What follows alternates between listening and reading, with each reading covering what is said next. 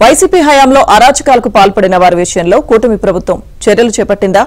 తప్పు చేసి తప్పించుకునే వారి భారతం పట్టేందుకు కృతనిశ్చయంతో ఉందా అంటే అవుననే సమాధానం వస్తోంది. పెండింగ్ లో ఉన్న కేసుల్లో కదలిక రావడమే ఇందుకు కారణం.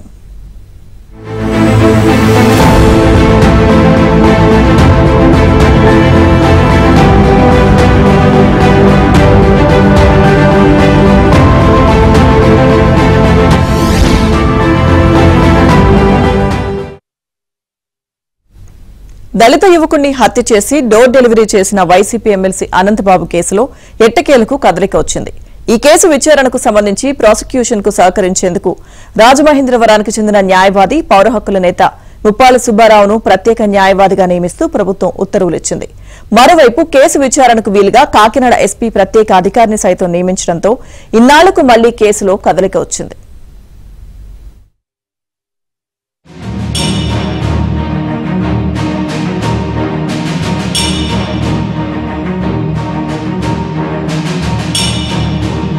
ప్రశాంత్ జిల్లాగా పేరొందిన కాకినాడ 2022 మేలో అట్టుడికిపోయింది. వైసీపీ ఎమ్మెల్సీ అనంతబాబు తన వద్ద పనిచేసే దళిత డ్రైవర్ వీధి సుబ్రహ్మణ్యంను హత్య చేసి అతడింటికి మృతదేహాన్ని డోర్ డెలివరీ చేశాడు. నాడు ఈ ఘటన రాష్ట్ర వ్యాప్తంగా దుమారం రేపింది. అర్ధరాత్రి కాకినాడ బీచ్ రోడ్ లో సుబ్రహ్మణ్యంను హత్య చేసి రోడ్డు ప్రమాదంగా చిత్రీకరించే ప్రయత్నం చేశారు. డ్రైవర్ మృతదేహాన్ని అనంతబాబు తన కారులోనే అతడి ఇంటికి తీసుకువెళ్లారు. కుటుంబీకులు నిలదీయడంతో డబ్బులిస్తా నోరు తెరవద్దని బెదిరించారు. ఆగ్రహంతో బాధితులు నిలదీయడంతో కారు వదిలేసి పారిపోయాడు.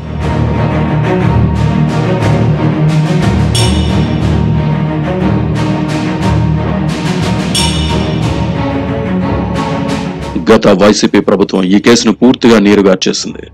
హత్య చేసింది తమ పార్టీ నేత కావడంతో అప్పటి ప్రభుత్వ పెద్దలు కేసును మొక్కుబడిగా నమోదు చేశారు. నేరం చేశానని అనంతబాబు ఒప్పుకున్న తొలుత ఎఫ్ఐఆర్ లో అనంతబాబు పేరు నమోదు చేయలేదు.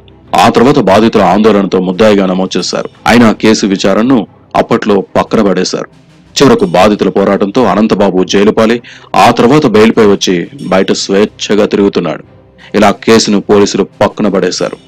ఆనాడు విచారణ సంస్థలలో పనిచేసినటువంటి వివిధ అధికారులు ఎవరైతే ఉన్నారో వాళ్ళు చేసిన తప్పిదాలు, డిఫెక్టివ్ ఇన్వెస్టిగేషన్ సంబంధించిన అంశాలు కూడా వెలుగు చూస్తే తప్పనిసరిగా వాళ్ళ మీద కూడా అధికారులు శాఖాపరమైన చర్యలు తీసుకోవడానికి అవకాశం ఉంది. కాబట్టి ఈ కేసులో అలానే ముద్దాయికి సహకరించారు, ముద్దాయికి పూర్తిగా సహకరించి ఆయనకి దోహదపడ్డారు, కేసును ప్రక్కదావ పట్టించడానికి ప్రయత్నం చేశారని కనుక విచారణలో కనుక తేలితే చట్ట ప్రకారంగా ఆ అధికారులు కూడా శిక్షకు గురవుతారు, నేరస్తులుగా వస్తారు. డెఫినెట్గా చట్టం ముందు అధికారులైనా అనధికారులైనా సామాన్య ప్రజలైనా చట్టం ముందు అందరూ సమానులే. హత్య కేసు ఆరోపణల కారణంగా అనంతబాబును పార్టీ నుంచి సస్పెండ్ చేస్తున్నట్లు నాడు జగన్ ప్రకటించారు. ఆ తర్వాత మళ్లీ అనంతబాబును పక్కన పెట్టుకుని జగన్ బహిరంగ సభలకు హాజరయ్యారు. దీంతో జనం నోరెళ్లబెట్టారు.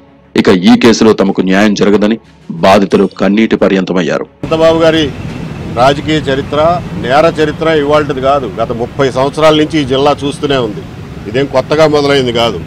ఇన్నాళ్ల నుంచి వ్యవస్థ చూసి చూడనట్టు పోతోంది. కాబట్టి ఆయన ఈ విచ్చలవిడితనానికి వ్యతిరేకపోవడానికి కారణమైంది. ఈ గత రాజకీయ చరిత్రని, గత నేర చరిత్రని, దౌర్జన్యాల చరిత్రను కూడా ఈ రోజున ఈ సందర్భంగా బయటికి తీసుకురావాల్సిన అవసరం ఉంది.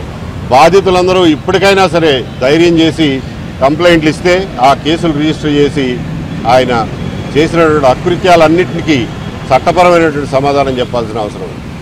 2023 డిసెంబర్లో టీడీపీ జాతీయ ప్రధాన కార్యదర్శి నారా లోకేష్ యువగలం పాదయాత్రలో భాగంగా పిఠాపురంలో పర్యటించారు. అక్కడ నిర్వహించిన దళిత సభలో సుబ్రహ్మణ్యం తల్లిదండ్రుల ఆవేదన విని చలించిపోయారు. టీడీపీ అధికారంలోకి రాగానే హత్య కేసును అప్పగించి శిక్ష పడేలా చేస్తానని మాటిచ్చారు. ఇప్పుడు కూటమి ప్రభుత్వం రావడంతో మళ్లీ కేసును పోలీసులు తిరగదోడుతున్నారు. ప్రస్తుతం ఈ హత్య కేసు తిరిగి విచారణ జరిగేలా ప్రభుత్వం చర్యలు చేపట్టింది. వాస్తవానికి కూటమి ప్రభుత్వం వచ్చిన కొత్తలో జిల్లా పోలీస్ శాఖ సైతం వాటి కేసుల వివరాలు సర్కారుకు పంపింది. అయినా దీనిపై చాలా కాలం చలనం లేదు. అయితే ఎట్టకేలకు ఇప్పుడు కేసులో కదలిక రావడంతో న్యాయం జరుగుతుందనే ఆశ బాధితుల్లో చిగురిస్తోంది. ఈ హత్య కేసుపై సిట్ ఏర్పాటు చేయడం హర్షణీయమని నేతలన్నారు. అదే తరహాలో గతంలో జగన్ హయాంలో పెట్టిన మిగిలిన అట్రాసిటీ కేసుల్లో కూడా పునర్విచారణ చేయాలని డిమాండ్ చేస్తున్నారు. కాకినాడ ఎమ్మెల్సీ అనంతబాబు చేతిలో హత్యకు గురైనటువంటి సుబ్రహ్మణ్యం కేసుని ధనరాజు పాటిల్ అనేటువంటి ఐపీఎస్ అధికారి ద్వారా ప్రత్యేక దర్యాప్తు చేసి అవసరమైతే మరో సాక్షిని వేసి కోర్టు సబ్మిట్ చేయడం కోసం 60 రోజుల్లో నివేదిక ఇవ్వమని చెప్పి నిన్ననే ప్రభుత్వం ఉత్తర్వులు ఇచ్చింది. ఆ ఉత్తర్వులని ఇవాళ తెలుసు ఐక్యవేదిక, బహుజన సేన Andhra Pradesh committee, Bhimasena wars, Buddhist society of India తదితర సంస్థలన్నీ కూడా హర్షాన్ని వ్యక్తం చేస్తూ ఇంకా మిగిలిన కేసుల్లో కూడా ప్రభుత్వం తగు చర్యలు తీసుకోవలసిందిగా ఈ అఖిలపక్ష దళిత సంఘాల తరఫున ప్రభుత్వాన్ని డిమాండ్ చేస్తూ ఉన్నాం. మరోపక్క కేసును మళ్లీ మొదటి నుంచి విచారించేలా రాజమండ్రి అట్రాసిటీ కోర్టు ఆదేశాలు ఇచ్చేలా ప్రాసిక్యూషన్ త్వరలో పిటిషన్ దాఖలు చేయనుంది. ఎందుకంటే గత ప్రభుత్వంలో ఈ కేసు విచారణను తూతూ మంత్రంగా జరిపించారు. అనంతబాబుపై నాడు పోలీసులు వేసిన ఛార్జ్ షీట్ లో ఆయనపై అసలు రౌడీ షీట్ లేదని పేర్కొన్నారు. అలాగే హత్య జరిగినప్పుడు, అంతకు ముందు, తర్వాత నిందితుడు తన ఫోన్ నుంచి ఎవరెవరితో మాట్లాడారో పోలీసులు తేల్చలేదు. ఘటనా స్థలంలో ఎవరున్నారో Google takeout, tower location, CC ఫుటేజ్లతో గుర్తించలేదు. ఘటన జరిగినప్పుడు ఎమ్మెల్సీ వెంట ఉన్న గన్మ్యాన్లను సమగ్రంగా విచారించలేదు.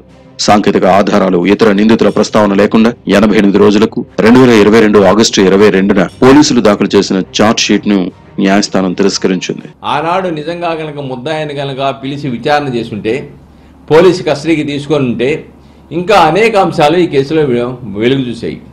అంతేకాకుండా టెక్నికల్ ఎవిడెన్స్ మీద కానీ, లేకుంటే సీసీ కెమెరాల విషయంలో కానీ, లేకపోతే మిగిలిన సాక్షులను విచారించడంలో కానీ, లేకపోతే ఇలాంటి చాలా లోపభూయిష్టమైనటువంటి విచారణతో ఛార్జ్షీట్ దాఖలు చేశారు.